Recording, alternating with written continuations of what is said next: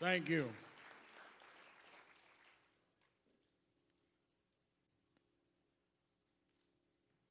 I want us to not sit here and act like we had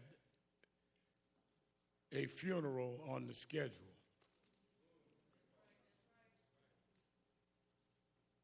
George Floyd should not be among the deceased.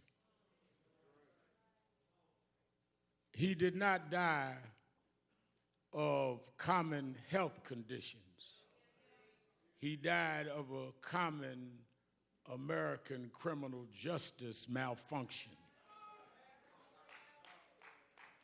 He died because of there has not been the corrective behavior that has taught this country that if you commit a crime, it does not matter whether you wear blue jeans or a blue uniform, you must pay for the crime you commit.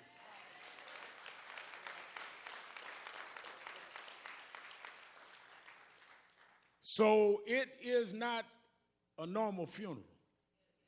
It is not a normal circumstance, but it's too common, and we need to deal with it. Let me ask those of you that in the traditions of eulogies need a scriptural reference, go to Ecclesiastes 3rd chapter.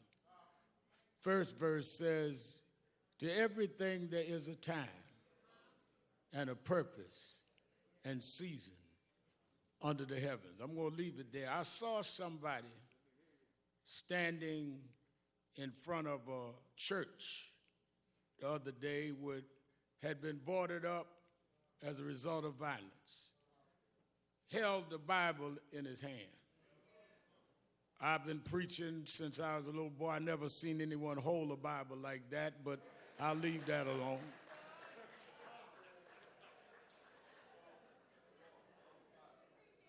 But since he held the Bible, if he's watching us today, I would like him to open that Bible.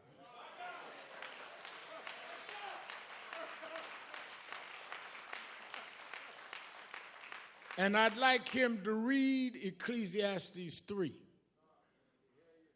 To every season, there's a time and a purpose. And I think that it is our job to let the world know when we see what is going on in the streets of this country and in Europe, around the world, that you need to know what time it is. First of all, we cannot use Bibles as a prop. And for those that have agendas that are not about justice, this family will not let you use George as a prop.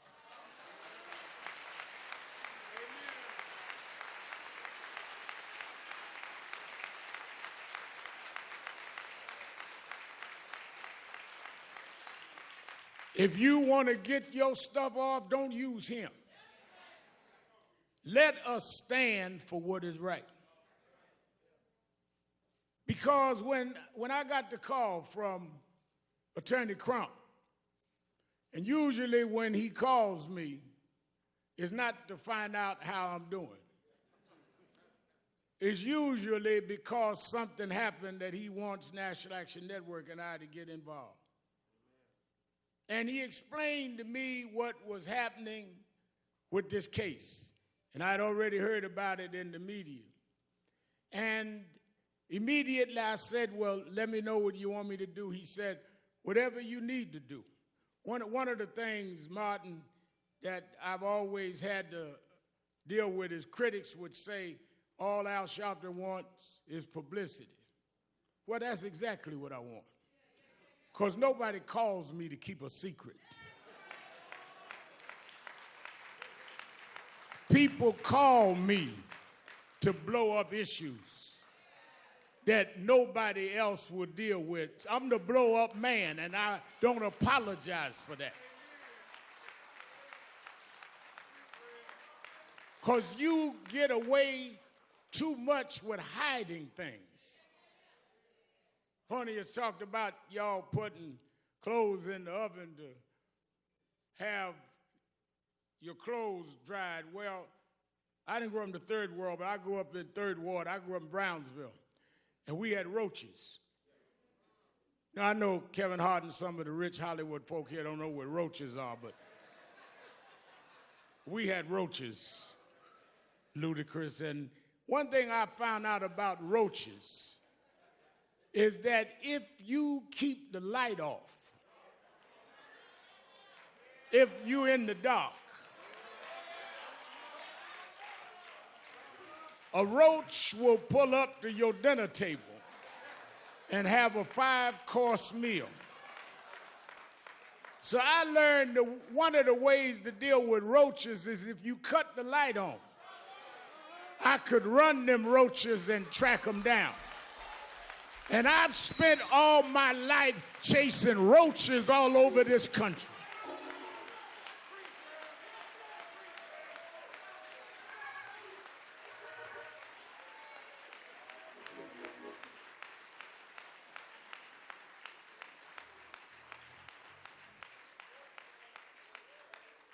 As soon as I talked to the family and got the details and heard that among George's last words was, "I can't breathe," with a knee on his neck, I immediately thought about Eric Gardner. I did the eulogy at his funeral, and I called his mother.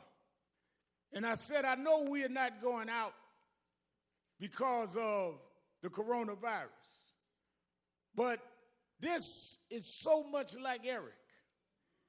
If we could arrange some private way to go to Minneapolis, would you go?"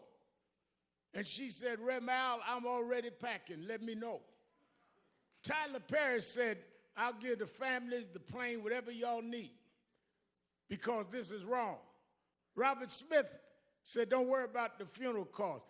People across economic and racial lines started calling and getting in. And we flew out here, her and I, last Thursday. And when I stood at that spot, the reason it got to me is George Floyd's story has been the story of black folks. Because ever since 401 years ago, the reason we could never be who we wanted and dreamed to be in is you kept your knee on our neck.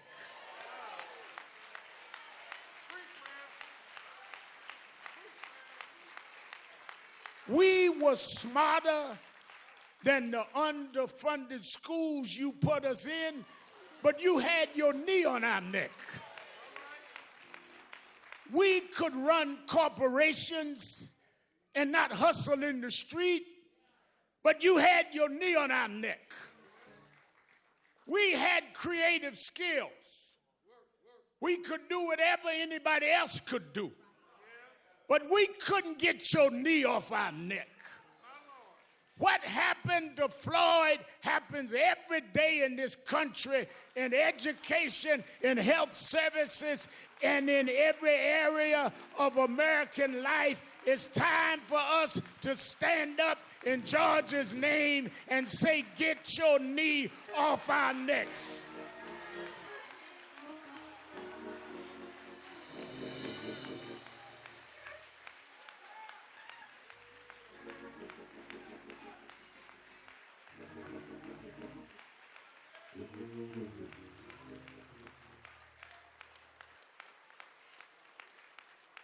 That's the problem, no matter who you are. We thought maybe we had a complex, T.I., maybe it was just us. But even blacks that were broke through, you kept your knee on that neck. Michael Jordan won all of these championships, and you kept digging for mess because you got to put a knee on our neck.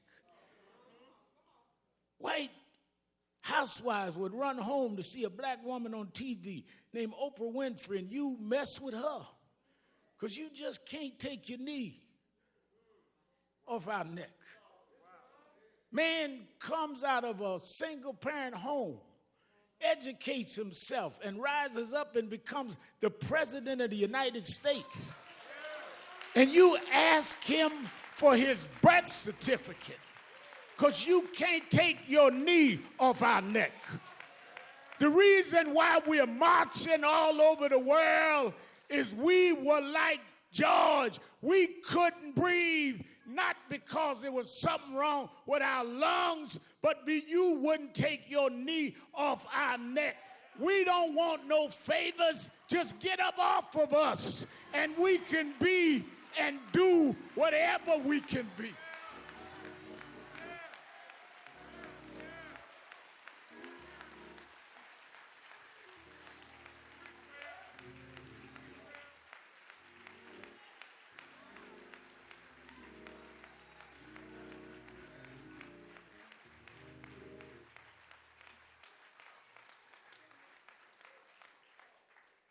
There have been protests all over the world.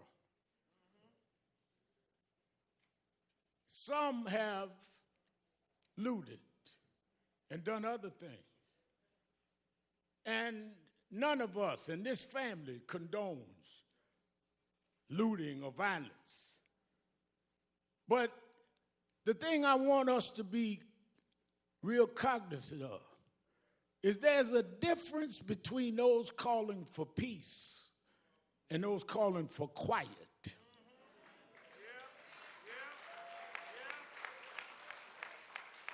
Some of y'all don't want peace. You just want quiet. You just want us to shut up and suffer in silence. The overwhelming majority of the people marching wasn't breaking windows. They were trying to break barriers. They wasn't trying to steal nothing. They were trying to get back the justice you stole from us. Those that broke the law should pay for whatever law they broke, but so should the 4 policemen that caused this funeral today.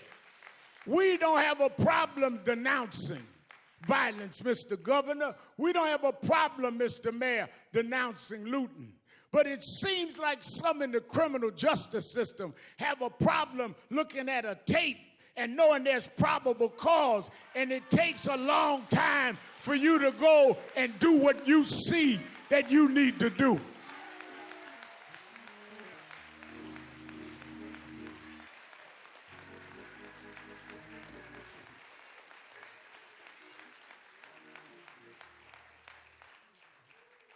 But I'm one that has been Crump said. National Action Network and I have been involved in a lot of these fights we started around criminal justice. I did speeches and eulogies at most of the funerals that we've had in this space in the last couple of decades, and led the marches and did what we had to do. I look at Martin III, we went to jail together fighting these fights, like his daddy went to jail before.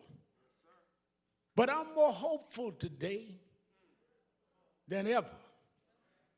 Why? Well, let me go back. Reverend Jackson always taught me, stay on your text. Go back to my text, Ecclesiastes. There is a time and a season.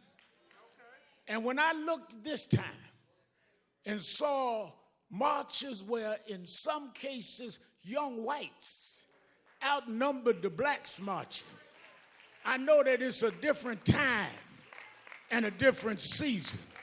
When I looked and saw people in Germany marching for George Floyd, it's a different time and a different season. When they went in front of the parliament in London, England, and said it's a different time and a different season, I come to tell you, America, this is the time of dealing with accountability in the criminal justice system.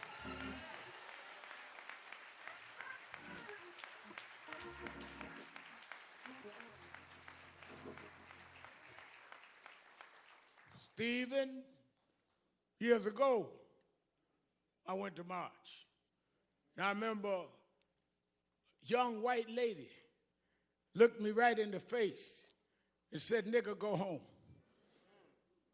But when I was here last Thursday, and Miss Carr and I was headed back to the airport, I stopped near the police station.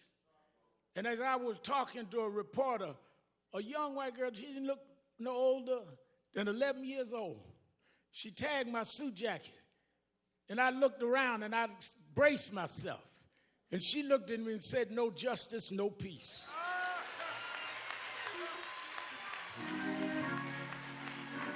It's a different time. It's a different season. And if my Bible carrying guy out in front of that boarded up church, if I got him to open up the Bible, I want you to remember something. You know, I was late last October to an appointment because the time changed. And I was still, my watch was on the wrong time. You know, once a year, time goes forward. And if you don't, Congresswoman Omar, move your watch, you're going to find yourself an hour late, not because your watch was wrong, but you had your watch on the wrong time. Well, I come to tell you that are sitting in Washington, talking about militarizing the country, thinking that you can sell wolf tickets to people who's had enough of abuse. I come to tell you, you can get on the TV, but you on the wrong time. Time is out for not holding you accountable. Time is out for you making excuses. Time is out for you trying to stall. Time is out for empty words and empty promises. Time is out for you filibustering and trying to stall the arm of justice. This is the time. We won't stop. We're going to keep going until we change the whole system of justice.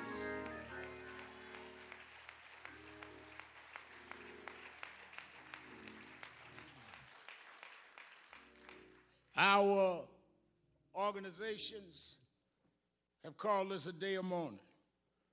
NAACP, National Urban League, Legal Defense Fund, Black Women's Roundtable, Lawyers Committee, all got together, said we're going to have a day of mourning.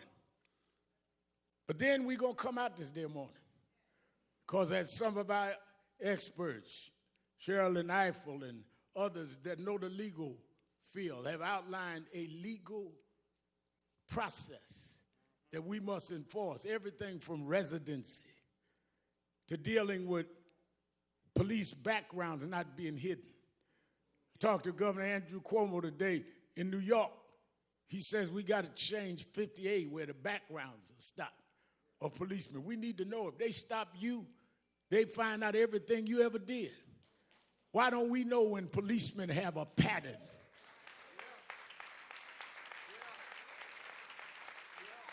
We got to go back to consent decrees. Under the Obama administration, they had put certain cities with patterns and practice under consent decrees. Reverend Jamal Bryan, I know we was pastoring there in Baltimore, that they put it under consent decree. One of the first things that happened in the next administration was they stopped the consent decrees. We have specific policies that need to happen. Therefore, I'm glad Martin III is here today, because on August 28th, the 57th anniversary of the March on Washington, we're going back to Washington, Martin. That's where your father stood in the shadows of the Lincoln Memorial and said, "I have a dream." Well, we're going back this August 28th to restore and recommit that dream, to stand up, because just like at one era we had to fight slavery, another era we had to fight Jim Crow, another era we dealt with voting rights, this is the era to deal with policing and criminal justice. We need to go back to Washington and stand up, black, white, Latino, Arab, in the shadows of Lincoln, and tell them this is the time to stop this.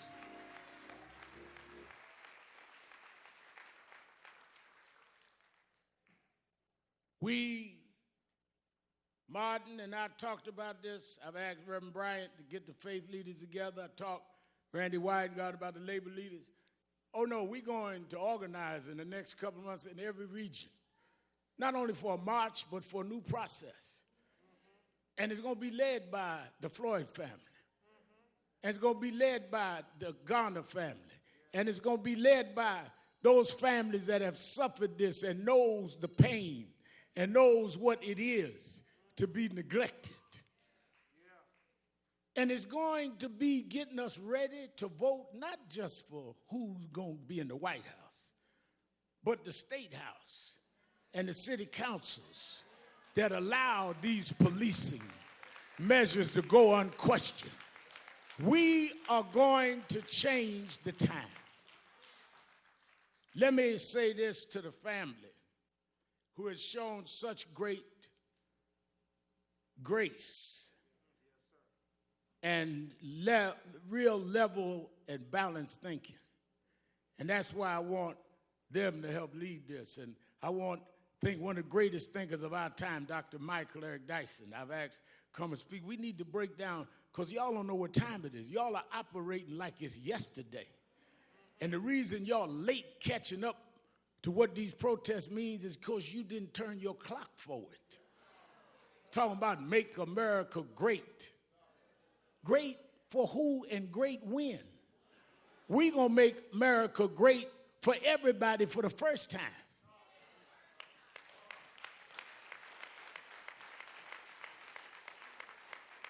Never was great for blacks. Never was great for Latinos. Wasn't never great for others. Wasn't great for women. Young women had to march to get the right to vote. But lastly is the religious side.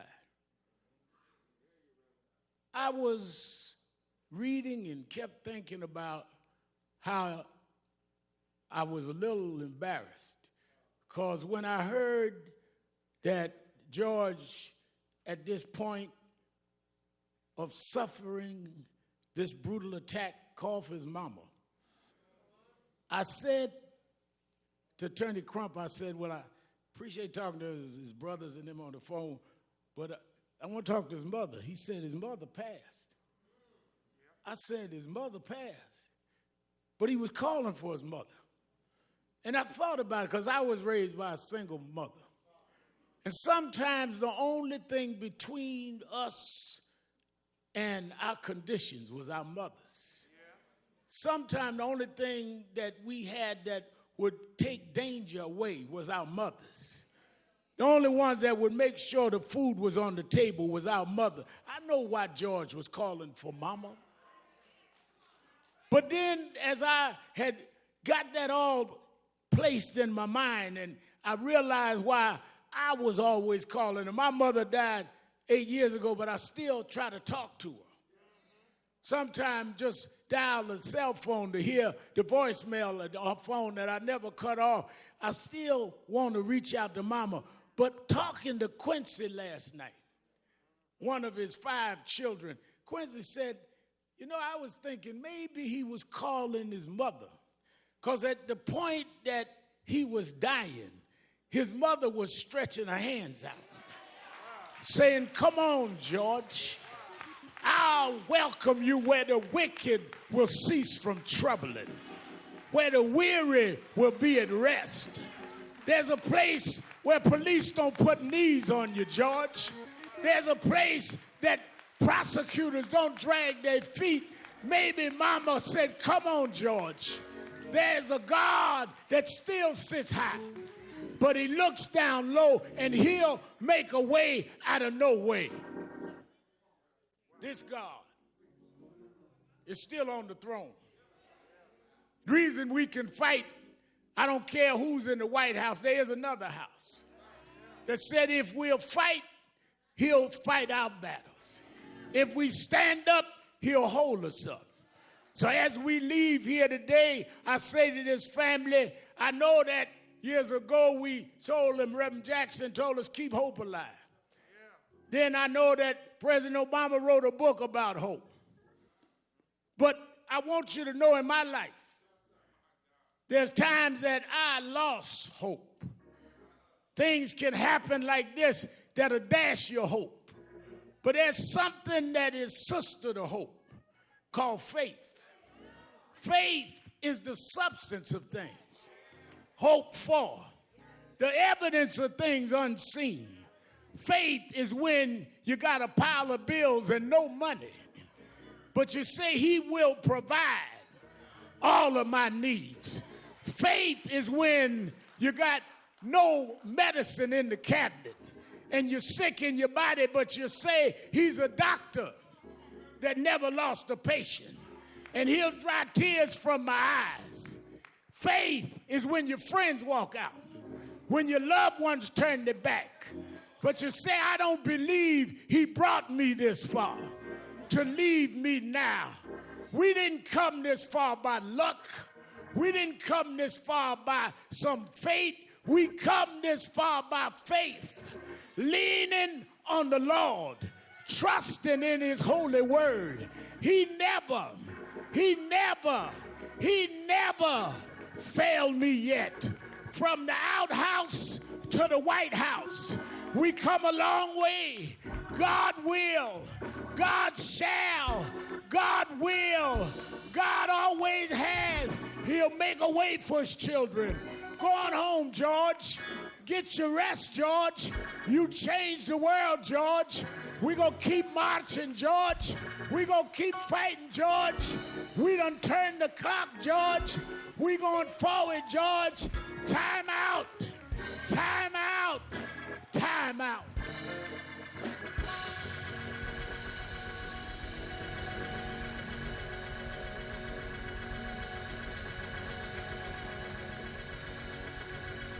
Hezekiah Walker. We asked gospel great Hezekiah Walker to sing a song for the family. After which, Derek Johnson of the NAACP asked me, Attorney Crump, we're going to stand for 8 minutes and 46 seconds. Though that was the time that George was on the ground. And we want you all over the world to stand with us for 8 minutes and 46 seconds and make that commitment for justice in the name of George. I want to thank the members of the Congressional Black Caucus for being with us. Won't you stand?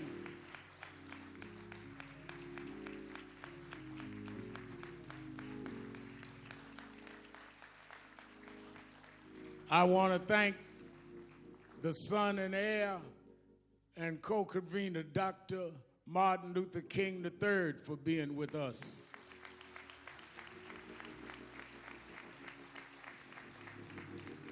I want to thank the mayor and the governor and their brides for being with the family. Senator Amy Klobuchar of the state of Minnesota. I want to thank my mentor and one who's fought this fight for more than a half a century. Reverend Jesse Lewis Jackson is with us. And his spokesman for Rainbow Push, Jonathan Luther Jackson. I want to thank from the entertainment world, Kevin Hart. He told me don't mention he's here, so don't clap. Stand up, Kevin. We joke each other.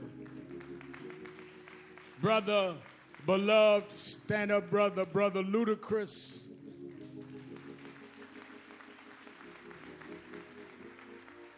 Tyrese Gibson, who's an extraordinary activist in his own right. Master P.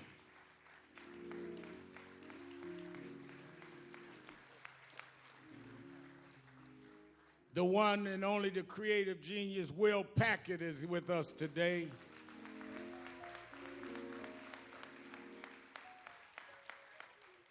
And a brother that we've marched together and done a lot of things. He does not just put his name on somebody's petition. He puts his body on the line. Brother T.I. is in the house.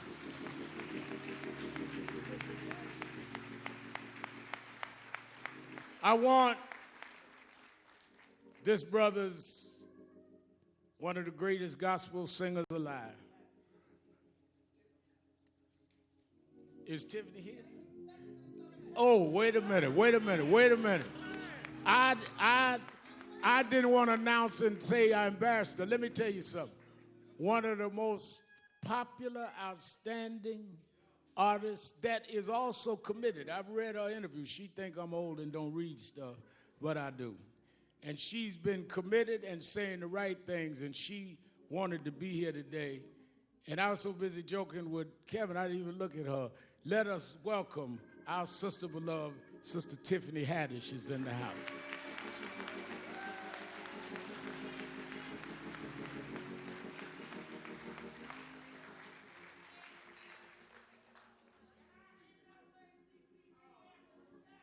Well, I'm going to announce all the rest. Wait a minute, y'all don't start introducing folk.